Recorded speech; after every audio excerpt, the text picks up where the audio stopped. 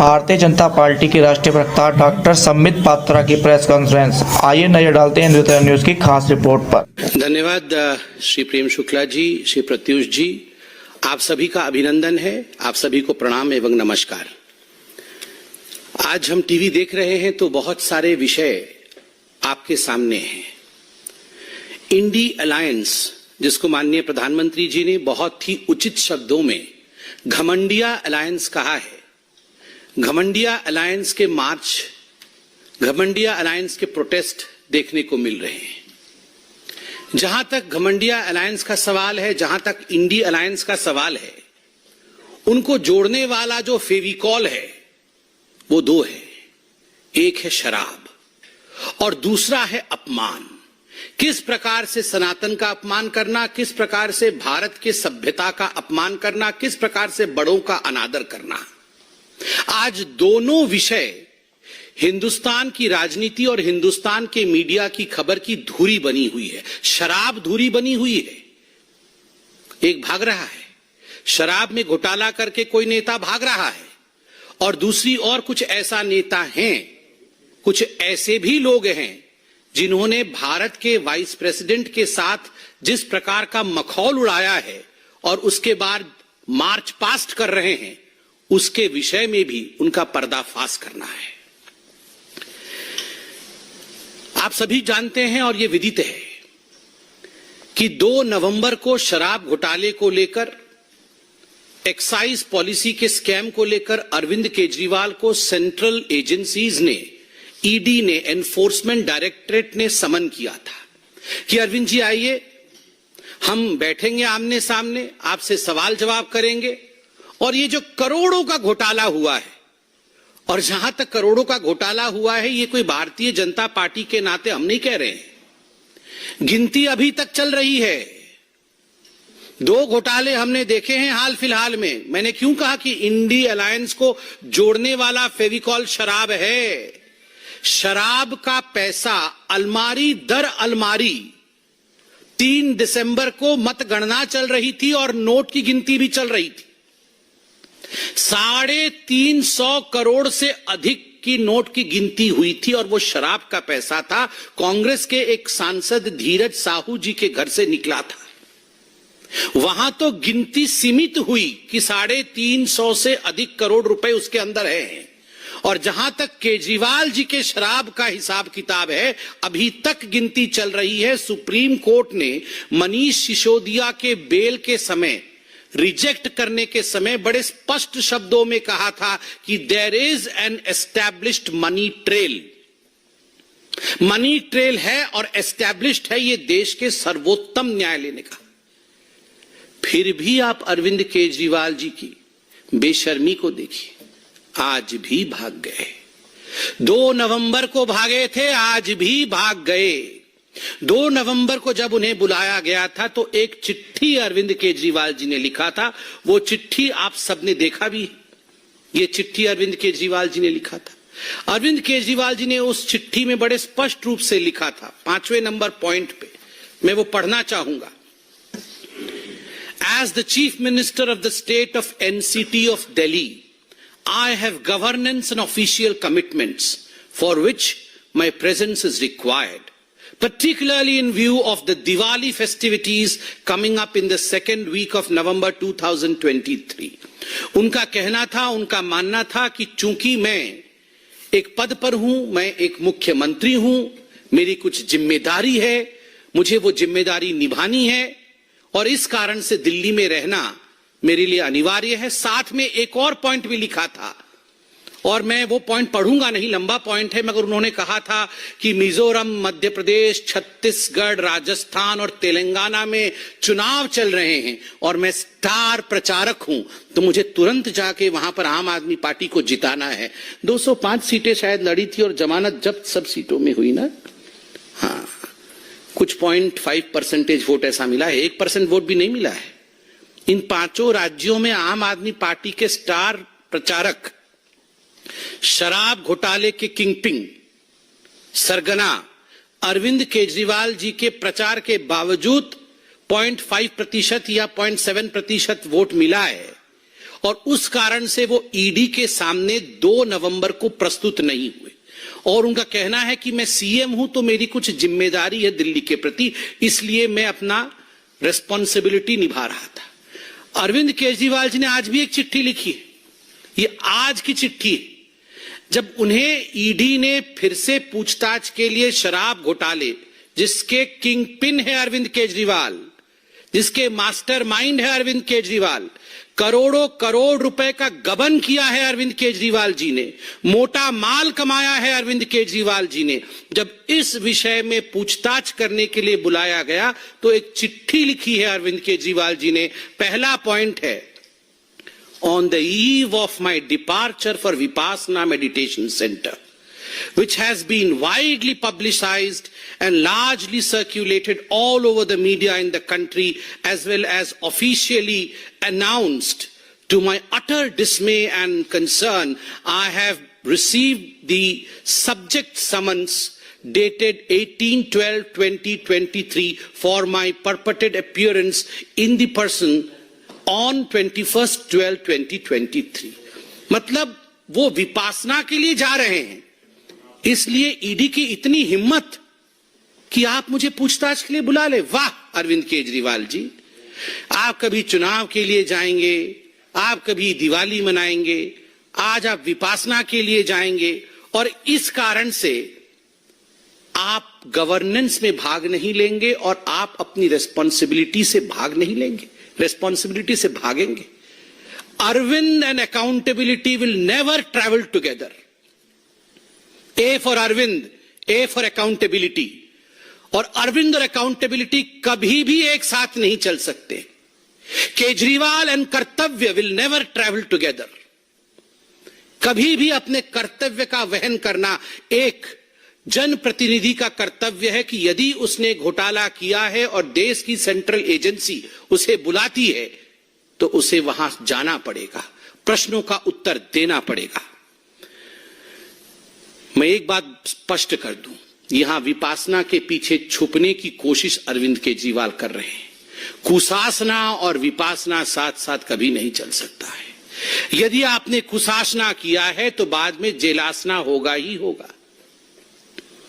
ये जेल आसन के बारे में हम नहीं बता रहे हैं अरविंद केजरीवाल जी, आप ही के 2 मंत्री सौरभ भारद्वाज और अतिशी मरलीना जी ने बड़े स्पष्ट रूप से प्रेस कॉन्फ्रेंस करके कहा कि हमें पता है अरविंद केजरीवाल जी की गिरफ्तारी हो, ओवर कॉन्फिडेंट गिरफ्तारी होगी, जरूर होगी, और एक रेफरेंडम भी कराया कि अगर गिरफ्तारी हो जाएगी तो क्या तिहाड़ से सत्ता चलाया जाएगा या नहीं।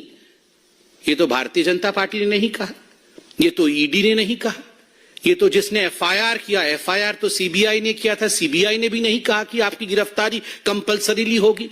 आप लोगों ने प्रेस कॉन्फ्रेंस करके कहा, कॉन्फिडेंटली कहा अवश्य गिरफ्तारी होगी।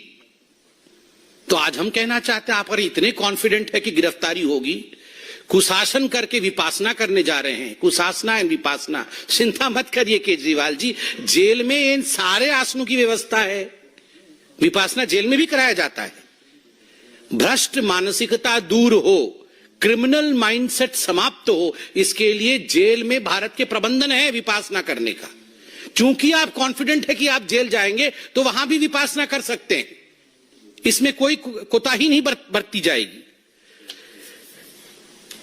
मैं बताता हूं क्यों वो ईडी के सामने नहीं जा रहे हैं। मनीष सिसोदिया जी का तो आपने देखा ही है, क्योंकि अभी केजरीवाल जी को लग रहा है कि गियो तो गियो, मनीष तो गियो, सत्येंद्र जैन भी गियो, और तो और संजय जी भी गियो। सबसे इसलिए उपाय यही है कि भागियो भागियो भागियो, क्योंकि अगर वो भी जाएंगे तो गियो, कोई बच नहीं रहा है। आप सोच के देखिए अरविंद केजरीवाल जी के सामने मनीष सिसोदिया जी का क्या हश्र हुआ है। सूली पे लटकाया अरविंद केजरीवाल जी ने मनीष सिसोदिया जी के हस्ताक्षर करवा करके।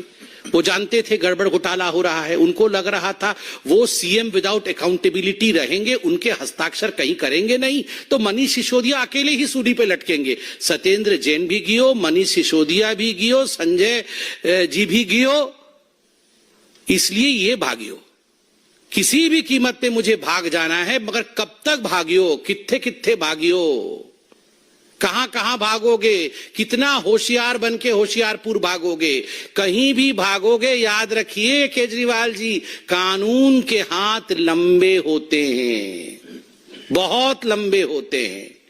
आपने घोटाले किए हैं, आपको पकड़ा जाएगा।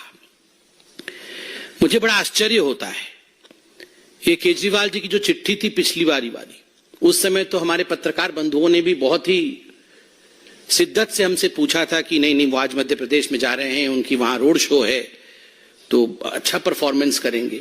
नोटा से भी खोटा निकला है उनका परफॉर्मेंस, नोटा से भी खोटा वो परफॉर्मेंस रहा है पांचों राज्यों में आम आदमी पार्टी का। इसलिए ये बहाने देके भागने का काम अरविंद केजरीवाल और आम आदमी पार्टी छोड़ दे।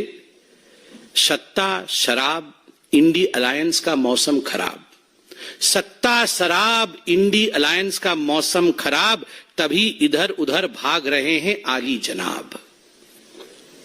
वो सब जानते हैं कि जो सत्ता की चाहत में शराब की घोटाला किया था उन्होंने, और जो इंडी अलायंस के सहारे सत्ता में प्रधानमंत्री बनने के सपने केजरीवाल जी देख रहे थे, अब वो सारा मौसम बिगड़ गया है।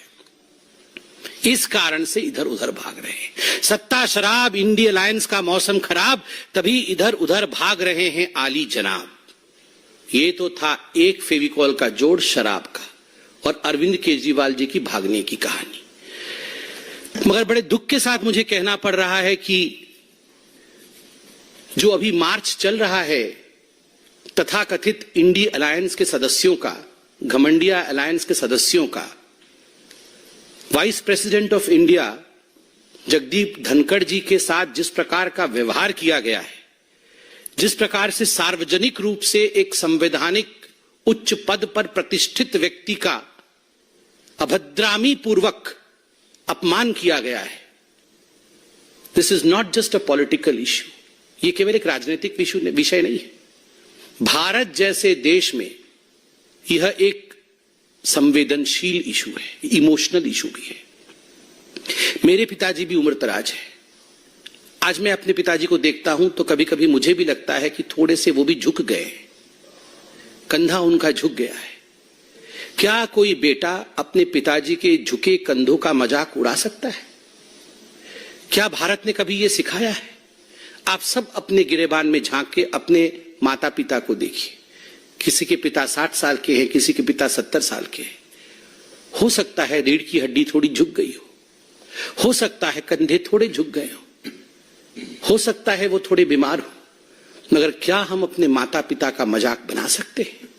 संसद की उन सीढ़ियों पर, वो मंदिर की सीढ़ियां हैं, वो हिंदुस्तान की सभ्यता की सीढ़ियां हैं, उन सीढ़ियों में उकेरा गया है हिंदुस्तान की कहानी। उन सीढ़ियों पर कोई आम व्यक्ति नहीं, उन सीढ़ियों पर जनता द्वारा चुने गए संवैधानिक पदों पर बैठे हुए सांसदों द्वारा जब वाइस प्रेसिडेंट ऑफ इंडिया के साथ, भारत के उपराष्ट्रपति के साथ बॉडी शेमिंग किया जाता है, तो याद रखिए ये केवल वाइस प्रेसिडेंट ऑफ इंडिया, उपराष्ट्रपति भारत की बॉडी शेमिंग नहीं हो रही है, उन तमाम बुजुर्गों की बॉडी शेमिंग हो रही है जो हम अपने घरों में देखते हैं। और एक बात मैं स्पष्ट रूप से बता दूं और कान खोल के सुन ले,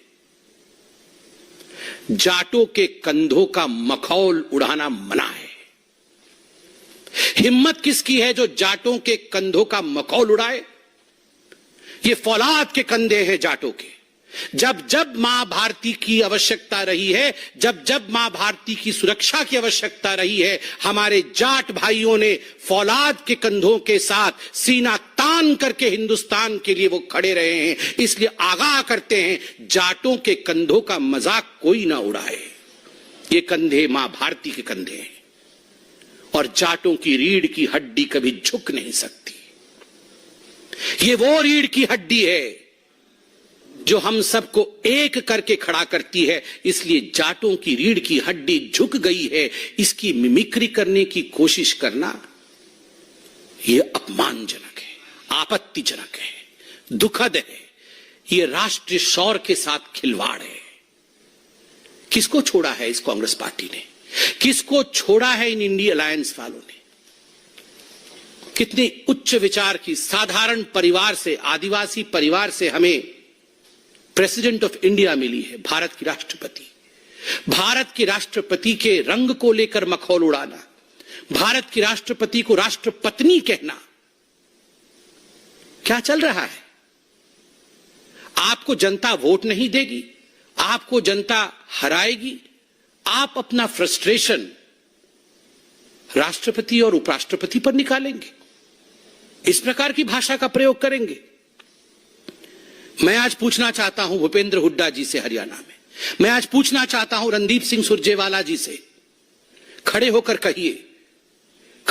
कहिए आप, क्या जाटों के कंधे झुक सकते हैं? जो लोग जाटों के कंधों का मजाक बनाएंगे, क्या उन्हें बख्शना चाहिए? डेमोक्रेटिक रूप से क्या उन्हें बख्शना चाहिए, या हमें लोकतांत्रिक रूप से इन लोगों को जवाब देना चाहिए जिन लोगों ने एक समुदाय विशेष के साथ मजाक बनाया है? यह प्रश्न बहुत गंभीर है। ममता बनर्जी जी ने भी, कल मैं उनकी बाइट को देख रहा था, उन्होंने भी कहा Rahul Gandhi is the one who is responsible. Rahul Gandhi जिस प्रकार से उन्होंने व्यवहार किया है, केवल रिकॉर्डिंग नहीं की है, वो केवल एक म्यूट स्पेक्टेटर और केवल फोन पे रिकॉर्ड कर रहे थे, ऐसा नहीं है। उन्होंने इंटरैक्ट भी किया है और कहा भी है उंगली उठाकर कि I am a Lok Sabha member. It was a theatrics which was planned. यह एक पूरा का पूरा विषय ऐसा था जो प्लान्ड तरीके से, सुनियोजित तरीके से एक समुदाय और खास करके एक कॉन्स्टिट्यूशनल पोस्ट पे बैठे व्यक्ति को नीचा दिखाने का प्रयोग किया गया है। यह प्रयोग कभी भी सफल नहीं होगा। हिंदुस्तान की जनता सभ्यता और संस्कार में विश्वास रखती है, जवाब लोकतांत्रिक तरीके से हिंदुस्तान की जनता देगी। धन्यवाद। कोई प्रश्न हो तो अवश्य पूछे।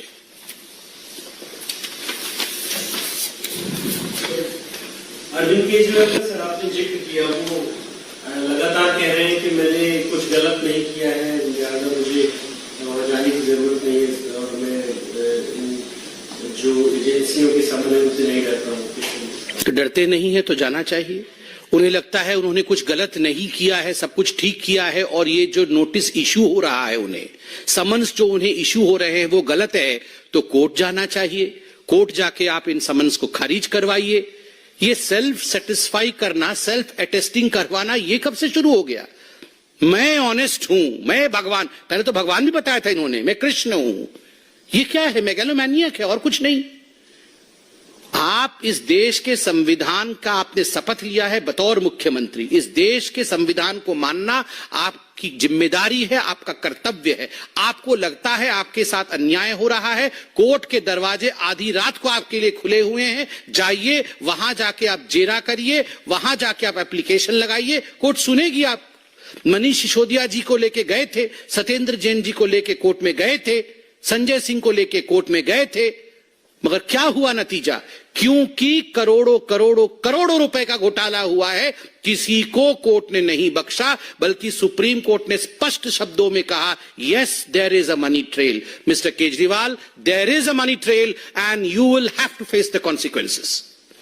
क्या केजरीवाल जी चाहते हैं कि उनको अरेस्ट करें ताकि उनको पब्लिक सिंपैथी मिल सके, इसलिए वो नहीं समझ पर जाते हैं? ऐसी उनकी कोई चाल है? आपको क्या लगता है इसमें? कोई चाल नहीं है, वो भाग रहे हैं। कल तो मैं वो शॉट देख रहा था, घर से निकलकर कैसे भागे वो। आप लोग बाहर खड़े थे, वो किसी को देखे नहीं, तुरंत भाग गए। अरे कोई सिंपत्ति नहीं। कौन सा मनीष सिसोदिया को सिंपत्ति मिला? संजय सिंह जी का कौन सा सिंपत्ति मिला है? सत्येंद्र जैन जी को कौन सा सिंपत्ति मिला है? ये देश की जनता है।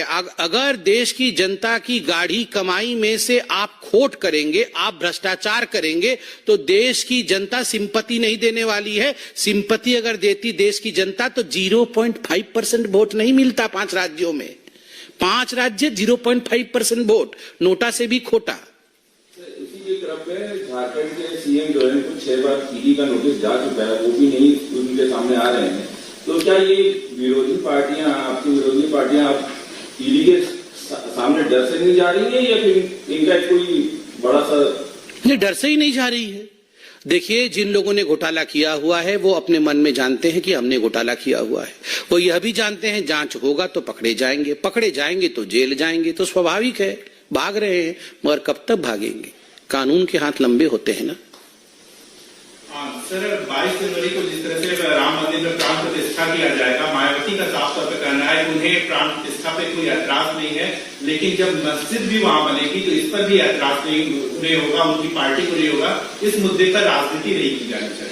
देखिए, मैं इस विषय पे कोई कमेंट नहीं करूंगा क्योंकि ये न्यास का कार्यक्रम है। भारतीय जनता पार्टी इसको आयोजन नहीं कर रही है। चूंकि ये हमारे पॉलिटिकल पार्टी का कार्यक्रम नहीं है, पार्टी के प्रवक्ता के नाते मैं इस पर कोई टिप्पणी नहीं कर सकता। ऐश्वर्या जी, उन्हीं से रिलेटेड था। ऑपोजिशन पार्टीज अब ये कह रही है, एक तरफ ट्रस्ट कह रहा है कि इन्विटेशन गए हैं, सोनिया गांधी हो चाहे बाकी लोग हो, मनमोहन सिंह जी को भी गया है, लेकिन ऑपोजिशन पार्टीज का कहना है कि कोई इन्विटेशन नहीं है। देखिए, न्यास के विषय को, मैं ट्रस्ट के विषय का तो मैं प्रवक्ता नहीं हूं। ट्रस्ट के विषय को ट्रस्ट ही कह सकती है, बीजेपी नहीं कह सकती। धन्यवाद।